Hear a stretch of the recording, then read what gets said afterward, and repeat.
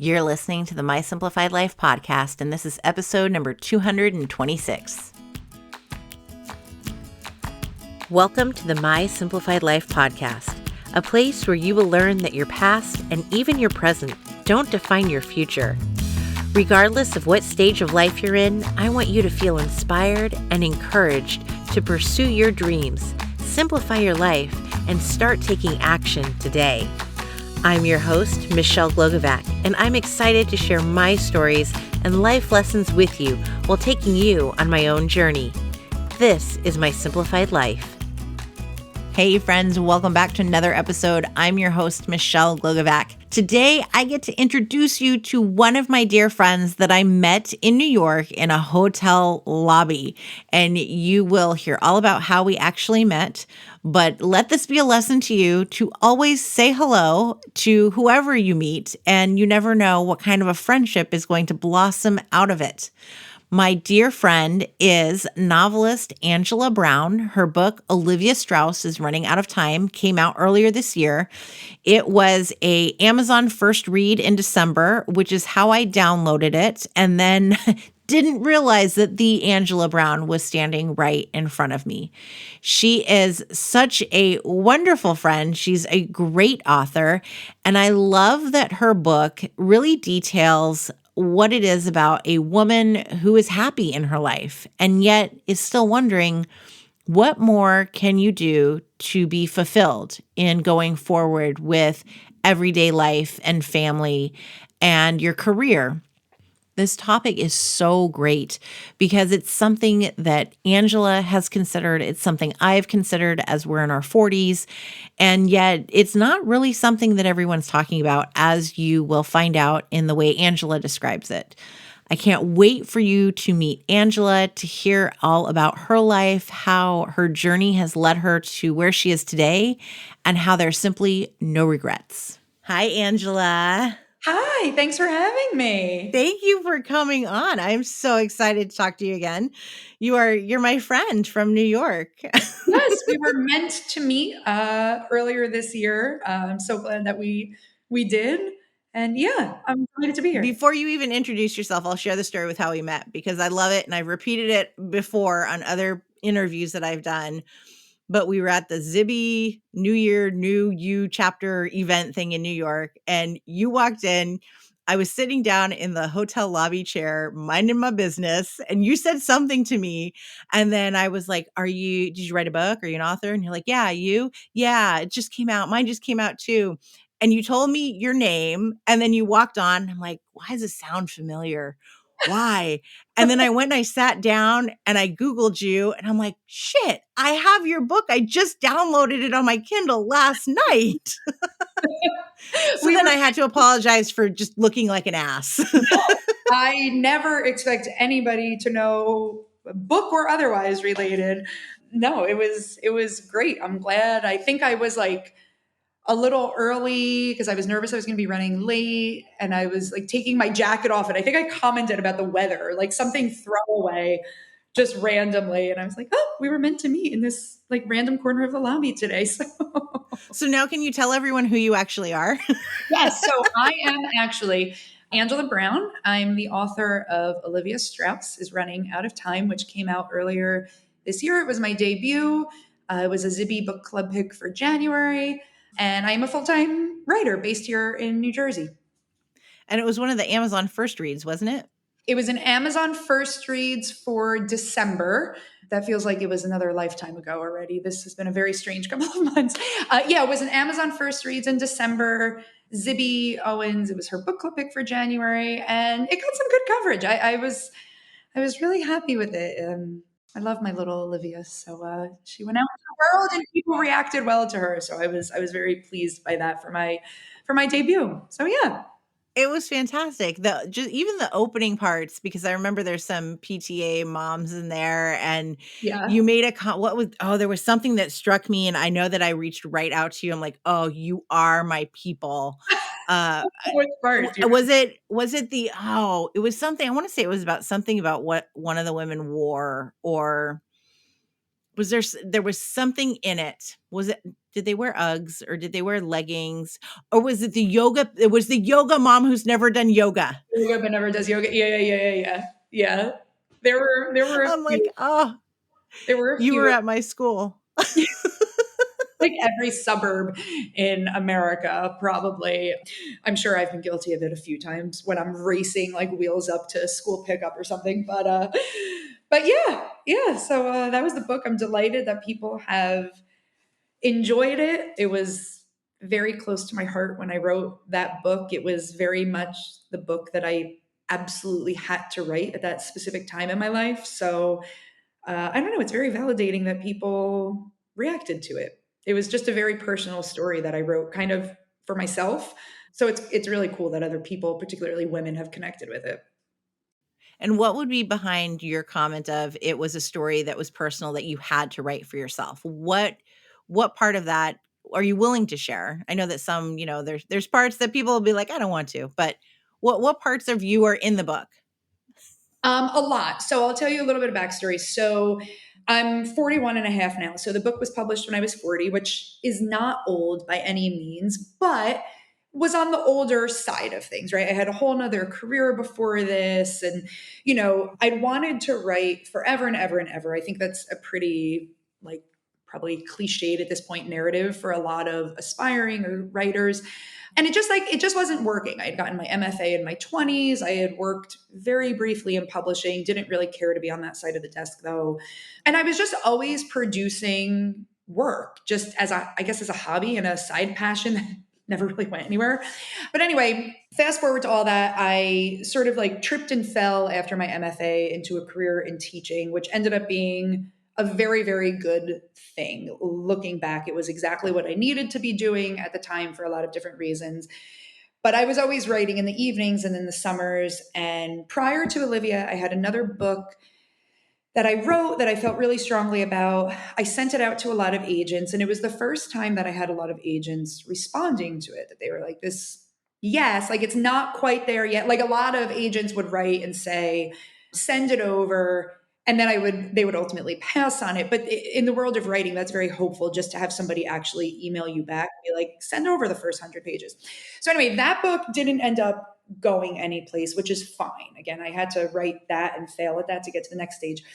But it was right before COVID when that book got rejected.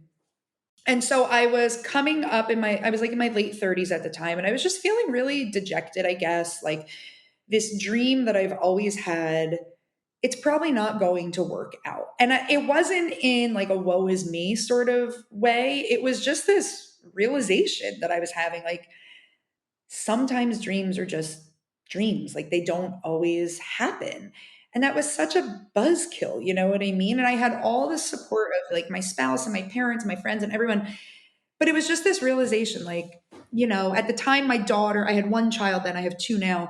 My daughter was heading off into preschool. And I was like, like my family needs me in different ways. Like I can't keep disappearing for these swaths of time to write this thing that's like never going to go anywhere. It was just like a funny time in life, and this acceptance of like, all right, this is just what it is now. And that was really where Olivia ended up being born. It was right before COVID, that fall. I sort of loosely had the idea for this story coming to me. And it's funny when you're like a creative spirit, even when you're like, this is never going to work, it's still in you. You're still always like, but what if, you know what I mean? Yeah, it's still percolating. It's still there. Like you can't squash that voice. It just doesn't happen that way. So I had a very loose idea for the story. And what ultimately became that very first page of the book, where it's before chapter one, it's just like this brief paragraph where she's reflecting on the idea of death. I just wrote it randomly in my journal and I was like, I really like this. And I don't know, I just connected with it. And then COVID happened and the world shut.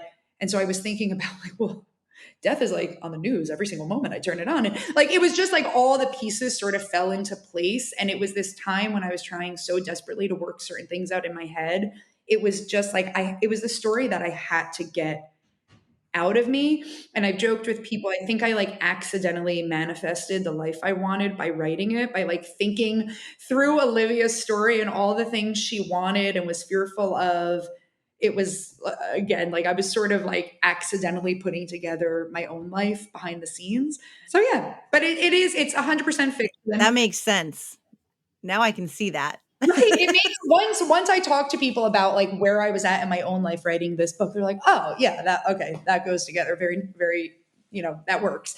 So it was just, I wouldn't say that it was, like the story just poured out of me. My second book, that's the weirdest experience. It did, which I can talk about later. But this book, I had to work at it and really figure it out. But it was just, that story was just there because even though it was, like I said, entirely fiction, there was so much of me in that story of just like this woman trying to work things out and figure out next steps and if she still had time to do stuff or if she needed to just accept where she was at. So in that way, it was just very, very much me in there.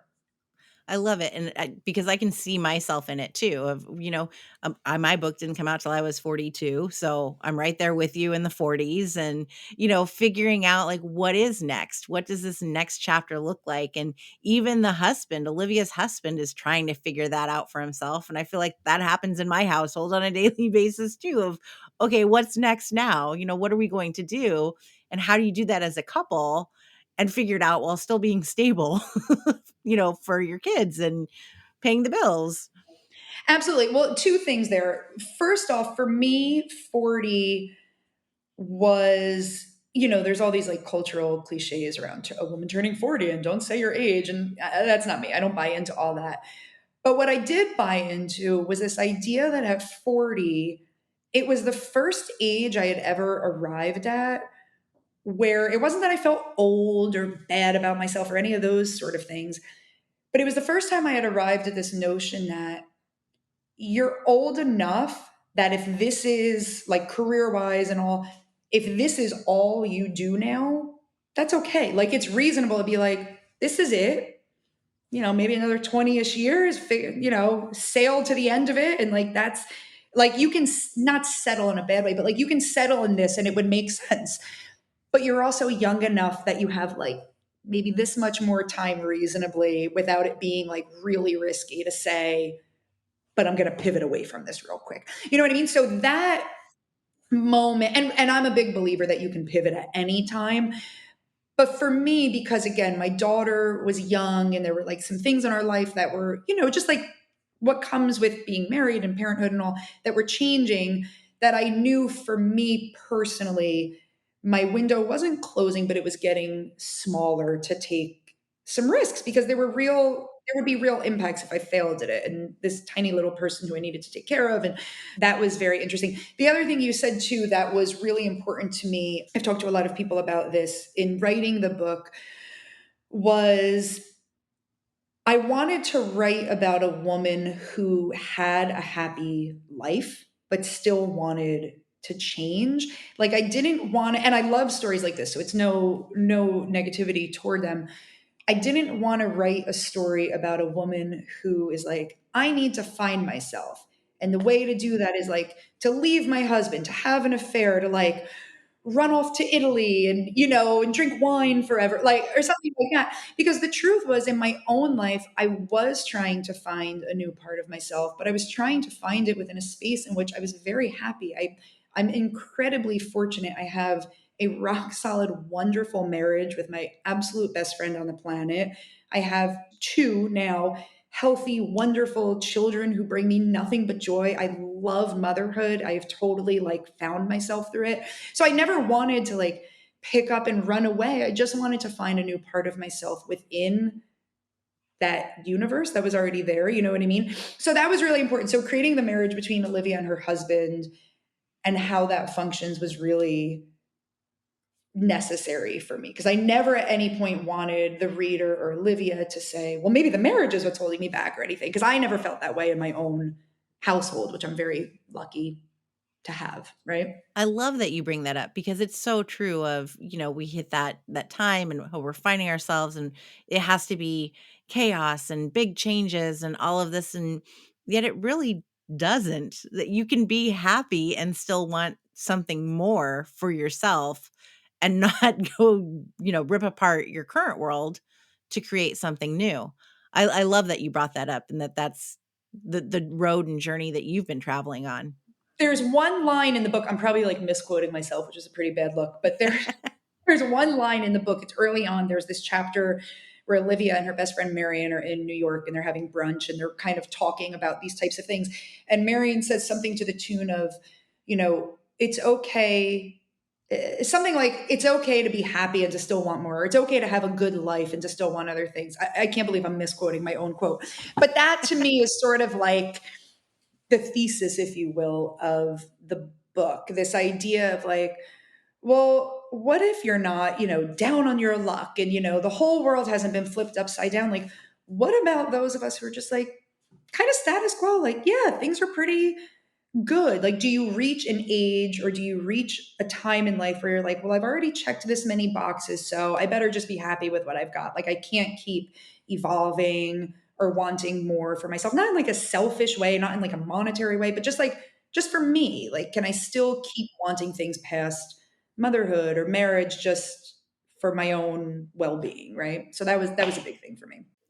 Do you felt that you found that through writing this book, the next book, publishing them, and having this new kind of career that's taken off? I think so. I mean, I would definitely be lying if I was like, things are brilliant and perfect all of the time. Like any time, parenthood, motherhood is just chaos at all times. My plans never work out the way they're supposed to. Something is always happening to like just flip the table on them.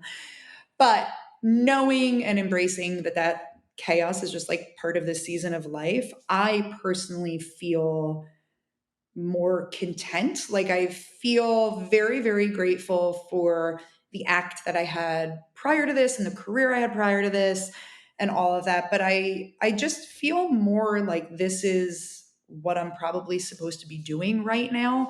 So I do feel a little bit more at ease with certain things and more just like this is it. Like this is the road I'm supposed to be on, which is a nice feeling, I think. Tell me if you agree with this. I feel that if we hadn't had those past 40 years of experiences, careers, motherhood, marriage, we couldn't have gotten to this spot. Like, I really feel like I had to go through everything that I've gone through to be exactly where I am, to be comfortable, to even try something new, Absolutely. to put myself out there. Absolutely. I do not put my, former self, if you will, down at all. Like every terrible job I had in my 20s, every like awful choice I made. I am a very big believer. My next book is very much about this, just like sort of the butterfly effect, if you will, how each choice, good or bad, does really lead to something important. But I'm a very big believer that like every time I tripped and fell on my face, like I absolutely had to because I tripped and fell at the doorstep of the next thing. So, I'm not the type of person to again say, oh, if I could go back and talk to my 25-year-old self, I'd probably tell her to take that job instead or to do this.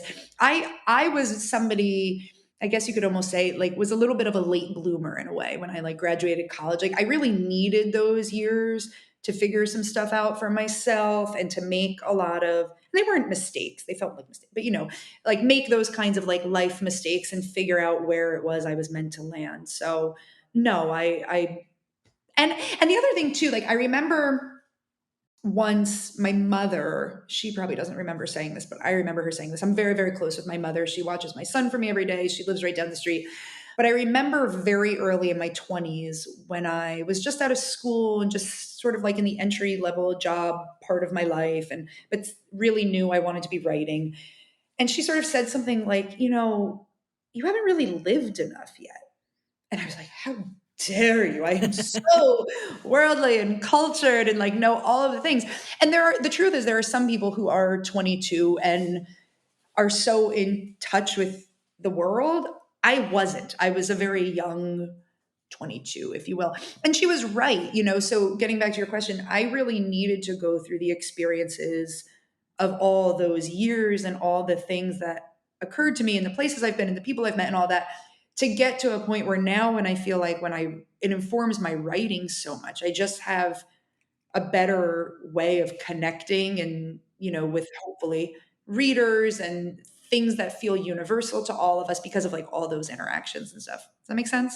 It totally I does. sort And of went off a little on no, that. I can totally see it in your book too, because there were many times besides the yoga pant moment of where I was reaching out to you and I was like, oh, so this part happened in the book. And just so you know, this has happened to me too. I apologize to all authors that connect with me because I will read the book and then stop and let you know that I No, I have been love through the that. same thing. I do this quite often.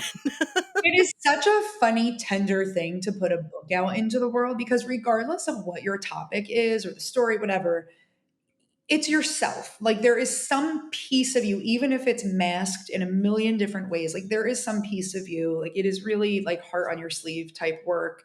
So whenever you hear from readers having any kind of like, I connected with that, or I saw myself in that, or I felt that too, it's that's what you're looking for, right? Like you're writing for yourself, but you're writing for your readers to see, to say, I connect with the world in the same way. So I love that. I'm always like glowing when somebody will reach out to me with anything, in that general scope of things. Good, because I know I've sent you many, many messages. Love it. I love But it. that's how you know I read the book too, right? Yes, thank you. Thank you for that. No, I adore you. I love the book. It was a great read. I can't wait for the next one. Can you share with us a bit about the next one? So I don't know how much I can share yet, even though it's pretty much done. It will be out next year, so 2025, and I just love it. It's I think probably all I can say safely now until my editor tells me like, yes, you can start blabbing about this book, which should be in the next few weeks, I think, and we'll probably have a cover soonish, like later this spring, I think. If I had to give you like a two-line elevator pitch, I would say it is a modern day reimagining of It's a Wonderful Life, but told more from the female perspective. So I really wanted to play around with the butterfly effect. And again, this idea that our choices actually do add up to something. And I wanted to just play with this idea of a woman who is feeling kind of like George Bailey, if you will, a woman who is feeling like she's reached a moment in her life and she's not sure if it's all mattered or not. Not her life in general, but the choices she's made and the path she's chosen, like not sure if it's mattered. And she has a chance to learn that it has. And I love this book. This book, when I tell you, I'm loving it. I hope people love it. I struggled to write it. Like I knew that premise that I just told you has been top of mind for like 2 years. It was like the story was on the tip of my tongue, but I couldn't for the longest time figure out how to execute it. Like, who exactly is this woman and what exactly is this moment she's at and how does she arrive there? And I went through so many different, it was the first thing I ever wrote where each draft really looked different, like different books almost, right? Like a lot of times, like a draft, like you'll go back in and like edit moments in it and like, but it was like every draft was taking on a really new life. And once I had that aha moment where I'm like, this is what, like, this is how it plays out. Like, this is the moment the story starts. It poured out of me in a way that no other piece of writing ever has. It was like there's this like what is a meme or GIF, whatever it's called, of Kermit the Frog typing that I always text Yeah. people, and he's like frantic. Like that was me for a several month stretch. Like, and my family knew I was like, this story is like on the tip of my tongue. I have to get it out of my brain and onto the page before it disappears. And it was just like me writing around the clock. Fortunately, my children and husband are very supportive. So they were like, okay, just, but it was like, I had to just get it out so fast. And I love this story so much. I'm overselling it, but I think that's what you're supposed to do with your own books. I am so excited to read it. I was just telling you that I'm reading Anatomy of a Story. And so I'm on this part where you have to have a good premise and it's just a one or two liner. Your premise is spot on. I'm like, oh, yes, I am sold. And then the next part of like the premise is how do you twist it? You take something simple, you twist. I'm like, oh, like you just nailed it. Obviously you have your MFA, so you know this stuff I don't, but But a lot of it it's didn't come from it. beautiful. A lot of it came later, my understanding of a lot of that, frankly. But yes, Interesting. I love And this book. I mean, I'm totally interested in that because I feel, as somebody who's writing who doesn't have an MFA, I have degrees, but they're not in writing. But I'm always curious, like, do you think that helps you? Do you think it does something for you? I've had actually a surprising amount of readers reach out and ask me, like, do you think an MFA is needed? So here's my take on the MFA. I think it completely 1000% depends on the individual and the moment that the individual is at in his or her life. For me, I did my MFA early in my 20s. Like, I think I graduated, I think I completed my thesis when I was like 27, maybe. So it was like pretty early. It was also in nonfiction, not fiction. So like totally not even I mean, I still write nonfiction, but you know what I mean? It was just a different path. For me, a brief timeline, like I graduated college, I went to school up in Vermont. I came back to this like tri-state area, got some jobs in New York, hated them. They were like my dream jobs, like working in magazine publishing and doing all, hated them and didn't know what to do. And it was like a conversation between me and my parents, like, you need to be doing something. And I was like, well, I'll just run back to school then. That seems right. So it was kind of like, and my parents are hugely supportive and always have been, but it was like, you've worked so hard for your degree, you can't just turn your back on it. Like, if you're going to leave your jobs, like, you should be doing something for yourself to pursue this passion of yours. So for me at that moment in time, going back into an MFA program sort of one bought me time to figure out, like, what is it that I actually want in this writing world. But I also, like I said before, I think I needed a few more years to figure out craft and figure out my voice and just play and tinker and write and fail and all of that. So for me, it was very helpful. Again, I had envisioned at the time that I'd go back into like maybe the magazine world or something. And, that was when magazines were this thick and not this thick. And they actually came out every month and everyone had an essay column and, so a very different universe than now.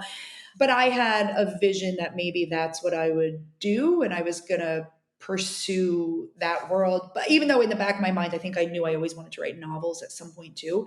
So anyway, I personally learned a lot at the time that I needed to. It forced me to read more. It forced me to write all different things and just like figure out the voice I was trying to find. But I also was in my mid 20s. I didn't have children. I had just reconnected with the person who's now my husband. I didn't own a home. I had, minimal bills to pay in the scheme of life. So it was a luxury that I was able to take. Right now, I don't know that it would be.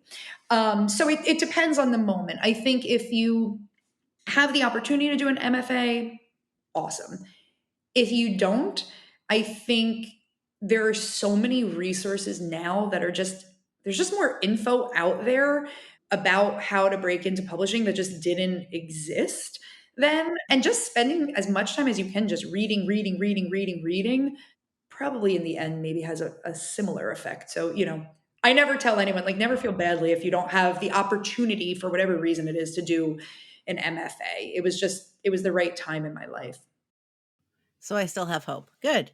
No, I don't have to go back to school again. It just depends, I mean, I know many friends of mine who are pursuing at our age with kids like PhDs and work full time. And me personally, oh my gosh, no, like I would turn into a puddle. I can barely get through each day with my to-do list. But that's not everybody's situation. Some people, now I will say, I think low res MFAs are just a blessing to be able to say, I only have to be at these, residencies 2 weeks a year or something, and the rest of it is sort of self-paced. Like, that's definitely a luxury. But I mean, I think it's also, there are plenty of writers who have never pursued any formal education in this, who just, completely pivoted. So it just depends, I think. I like it. I feel like if you can write, you can write. Like I feel that way. There's a part that's going to come out. Well, it's funny. Like every writer has to take time to develop his or her voice. And yes, instruction helps with that. Being with other writers helps with that. Reading helps with that. Like all of these things are wildly important, but also nobody can do it except for you.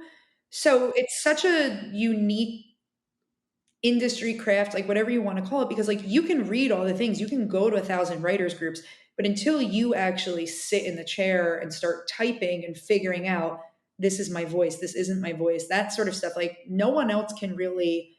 So there's a lot of teachable stuff, but a lot of it just has to come from you internally too, which is I think a good thing, right? It's an encouraging thing, I think. That's I my love belief. that. I love that. I love you. I'm so glad we've become friends. Thank you. Thanks.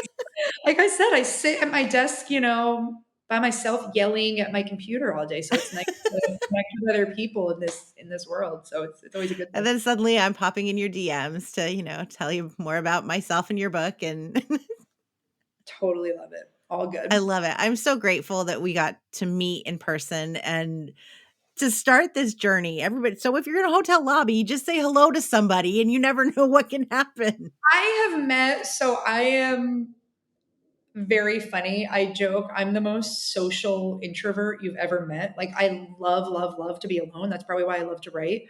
But if I am out, I love, love, love to talk and meet people and all this. So I have met people so much in situations like that where I'll just be standing alone. Hey, you're also there. Let's talk to each other. I'm the same way. I'm the same way. And a client just said to me, she popped in my DM. She goes, "I think you're the most extrovert person I've ever met, simply because I was on a TV show this week I and saw we're my all." congratulations, by the way. Oh, thank you. But we're in the lobby waiting, and one of the guests who was on, and I had no idea who any of these people were that I'm talking to. He started talking, and I just kind of inserted myself, like, "Oh, yes, I agree, and let me tell you about this." And then we just started going back and forth, and he's like, "Let's be friends." I'm like, "Okay, yes, let's be friends." Now we're following each other and tagging each other, and I'm like, Yeah," but then I just want to come home and be with myself. Silence. But I Yeah. had that moment, I exerted that energy, and now I'm back to just No, being at home. I am very past the point in my life in being scared or intimidated talking to other people. I have definitely arrived at a moment where I've had so many unique opportunities to meet people from so many different parts of life. And I'm like, at the end of the day, we're all just the same. You know what I Yeah, mean? we're Like, all just people. we're all just people. Like, I have no problem going up to somebody who I know is like wickedly more successful and just being like, hey, how's it going? You need more Same. coffee? I'm just, and if they think I'm a fool, then that's fine. But I don't know. I don't get funny about stuff like that anymore. I used to years ago, but I don't really, I try very hard not to anymore. Same, I love it. This is why we're friends. I told you we were meant to meet. I was meant to comment randomly about the weather to you that morning. I'm so glad you did. Can you share with everyone where they can find you and where they can buy Olivia Strauss's Running Out of Time? Yeah, so you can buy Olivia pretty much anywhere where books are sold. You can head on over to Amazon and pick it up if you like. And you can find me on Instagram is where I'm the most active. It's Angela Brown Books. So I'd love, feel free to follow me there. And like I said, I'll be sharing some stuff about my new book in the next few weeks. And I that's can't where I'll be wait. putting it. Me too. I love it so much. Hopefully I didn't oversell it. I hope you love it too. Oh, I know I will. There's no doubt. Thank you so much, Angela. So much for having me. It was really fun to talk with you. I appreciate it. Oh, friends, I am so excited about Angela's next book. I am literally like just pins and needles waiting in anticipation after hearing her premise. And I love that she explains how we can be satisfied with where we are. We can absolutely be happy with the steps we've taken in life and still have a want and a curiosity for what else there can be. You are in charge of your future. I say this every single week. You get to take those decisions in your own hands to decide what's next. And it doesn't have to mean that you are unhappy with what is today. You don't have to be unfulfilled with your life today in order to make a small change, in order to go after that dream that you've always had. You can be happy and still want something to change. So don't think that you have to be just down in the dumps and miserable and not wanting to, go to your work the next day for you to take that change, for you to take that step and make those decisions. You can be completely fulfilled and still want more, and that is okay.